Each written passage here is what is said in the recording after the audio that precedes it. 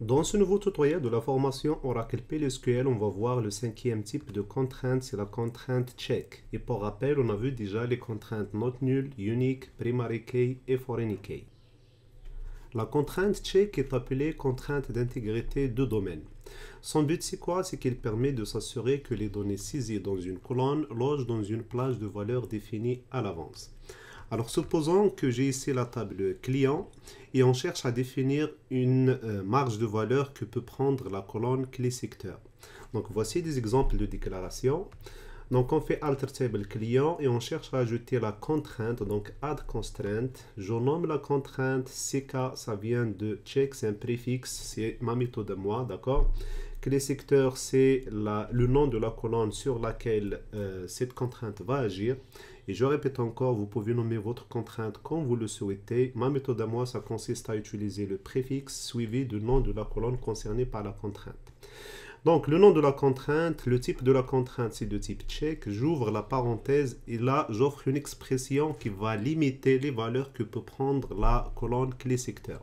Alors, dans ce cas, j'ai défini clé secteur est égal à 1, or clé secteur est égal à 2. C'est-à-dire que lors de la saisie des enregistrements de la table client, la colonne clé secteur ne peut prendre que la valeur 1 ou bien 2.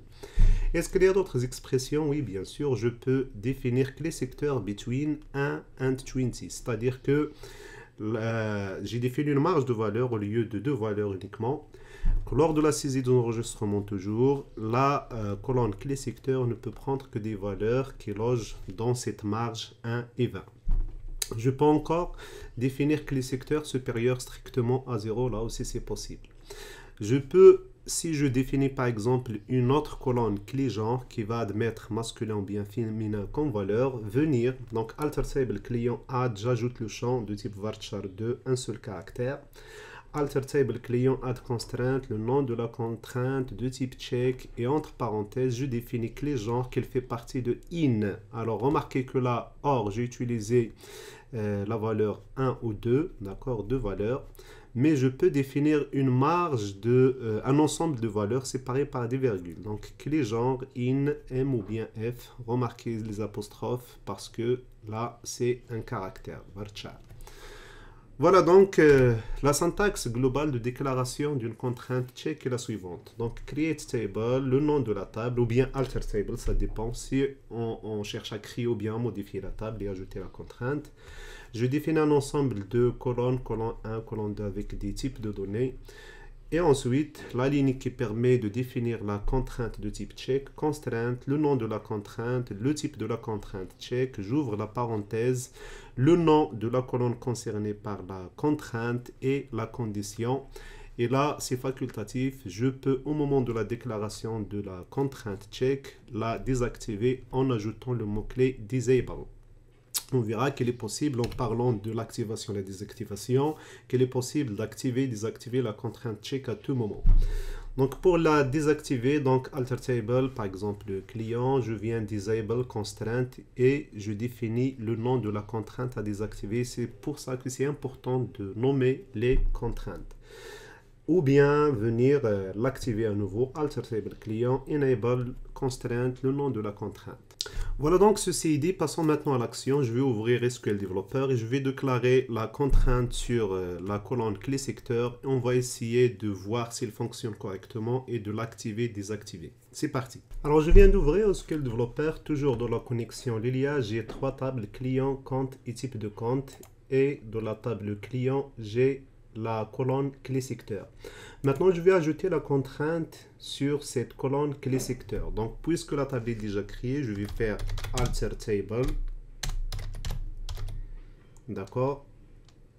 C'est la table client. Ok, je fais add constraint. Je nomme la contrainte préfixe ck underscore clé secteur. C'est le nom de la colonne concernée par la contrainte et je fais de type check. Je peux continuer sur la même ligne, check, d'accord, c'est coloré, c'est un mot-clé. J'ouvre la parenthèse comme proposé dans l'éditeur, remarquez, voilà. J'ouvre la parenthèse et dans la parenthèse, je fais clé secteur, c'est la colonne. C'est important de fournir le nom de la colonne est égal à donc 1 Pardon. Or, c'est un mot-clé, c'est coloré en bleu. Or, clé secteur est égal à 2. Je ferme, point virgule, et j'exécute pour créer la contrainte. Voilà, table client modifiée. Je peux venir ici voir si la contrainte est ajoutée à partir de SQL Developer. D'accord, double-clic sur le nom de la table. Et dans contrainte, je vais voir si la contrainte est ajoutée. Voilà, donc CK clé secteur, c'est le nom que j'ai donné à la contrainte de type check. Et donc, les secteurs est égal à 1, or clé secteur est égal à 2, c'est l'expression que j'ai donnée à la contrainte. Maintenant, je vais essayer d'insérer des enregistrements dans la table client et voir si la contrainte est prise en compte ou bien s'il fonctionne. Donc, je fais insert into client. Donc, je fais add values.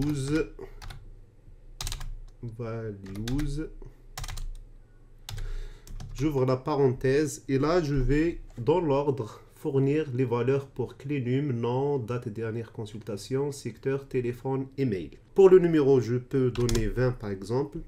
Donc, aucun... Alors, je vais vérifier tout d'abord si il n'y a pas la valeur 20 dans les données ici.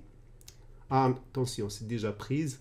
Donc, puisque c'est une primary key, je ne peux pas encore fournir la valeur 20. Donc, je retourne ici, je fais 21, d'accord, virgule, suivi de nom du client. Alors, entre guillemets, pardon, non, voilà. Donc, je fais à titre d'exemple, virgule, je passe maintenant à la date. Je vais donner une date comme 02 mars 2021.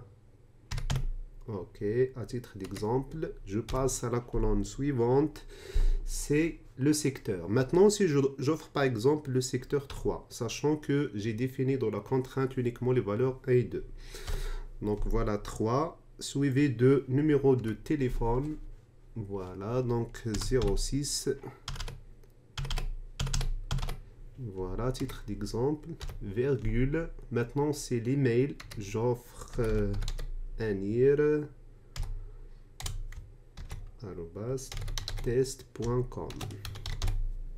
Je ferme la parenthèse, point virgule. Maintenant, je vais exécuter cette requête d'insertion, sachant que j'ai fourni ici dans le secteur 3. Elle va être refusée, bien sûr. J'exécute. Ah, attention, il n'y a pas de add ici. Voilà. Désolé. Maintenant, j'efface tout d'abord. J'exécute à nouveau. Donc, remarquez que j'ai violé la contrainte, bien sûr, puisque j'ai fourni ici le numéro 3 pour le secteur. Il m'a informé ici que j'ai violé la contrainte que je viens de créer, CK clé secteur. Maintenant, si je fournis une valeur admise, donc 2 par exemple, si j'exécute, voilà, la ligne est insérée sans aucun problème. Je définis à nouveau une autre valeur pour le secteur, par exemple le 5. Attention, il ne faut pas oublier de changer le numéro, donc c'est une clé primaire. Le nom, je peux fournir Lilia à titre d'exemple. Ok, lilia@test.com. Pour le numéro de téléphone, c'est pas un problème. Alors, c'est déclaré dans les contraintes uniques, donc il faut changer bien sûr le numéro de téléphone aussi. Voilà donc 5. Si j'exécute, je retourne à l'état de violation de contrainte. Maintenant, je peux désactiver cette contrainte. Donc, je vais ouvrir une nouvelle feuille, d'accord, sur la connexion Lilia, attention. Et je vais désactiver la contrainte en faisant alter table client disable constraint, et la contrainte, je sais qu'elle s'appelle CK pour check clé secteur. Point virgule, j'exécute. Donc table client modifiée, donc je viens de désactiver la contrainte, je retourne à l'ajout donc d'un nouvel enregistrement avec la valeur de clé secteur qui ne respecte pas la contrainte check que je viens de désactiver de toute façon. Maintenant, si j'exécute, alors remarquez que la contrainte est toujours active. Donc j'exécute à nouveau. Table client modifiée, je vais voir les contraintes au niveau de la table. Est-ce qu'il y a une colonne qui indique qu'elle est désactivée ou pas? Voilà, donc enabled, c'est toujours active. Donc je pense que ceci est dû à un problème de commit. Donc je fais un commit. Voilà, j'exécute. Donc la validation commit est terminée. Je retourne à la table client, je rafraîchis. Et remarquez maintenant que j'ai not validated. Je retourne maintenant à l'ajout de cet enregistrement avec le clé secteur est égal à 5. Voilà, j'exécute. Maintenant, la ligne est insérée sans aucun problème. Donc, je vais afficher dans les données et remarquer l'enregistrement 22, d'accord, qu'il a accepté, clé secteur est égal à 5. Je vais l'activer à nouveau. Donc, au lieu de disable, je fais enable, d'accord, clé secteur, suivi d'un commit, j'exécute. Ici, SQL Developer m'informe qu'il est impossible d'activer à nouveau la contrainte, sachant qu'il y a des enregistrements dans la table qui ne respectent pas cette contrainte. Alors, ce que je vais faire, je vais essayer de mettre à jour cette valeur 5 pour qu'elle respecte la contrainte avant de l'activer. Donc, je vais ouvrir une nouvelle feuille sur la connexion Lilia et je fais update la table client, set clé secteur, je vais lui donner la valeur 1 par exemple. Attention, secteur, j'efface un Y, clé secteur est égal à 1, where clé num, je sais bien que le numéro de l'enregistrement dernier c'est 22, d'accord, voilà 22, where clé num est égal à 22. Voilà, point virgule, j'exécute. La ligne est mise à jour. Je vais rafraîchir pour voir si c'est bon. Voilà, j'ai la valeur 1 maintenant. Maintenant, je vais activer donc la contrainte via enable. D'accord? J'exécute. Table client modifiée. Je vais voir au niveau des contraintes. Disabled, je vais rafraîchir si elle est activée à nouveau. Voilà, enabled, et je vais essayer de voir si c'est correct. Je vais laisser la valeur 8 par exemple pour un enregistrement numéro 24 à titre d'exemple. Le nom, peu importe. Le numéro de téléphone, je vais changer ici quelques chiffres. Il y a 5 par exemple. J'exécute. Voilà. Violation de la contrainte est à nouveau activée. Voilà, c'est tout pour ce tutoriel. On vient de voir comment déclarer et activer ou désactiver la contrainte de type check. Je vous donne rendez-vous dans un prochain tutoriel.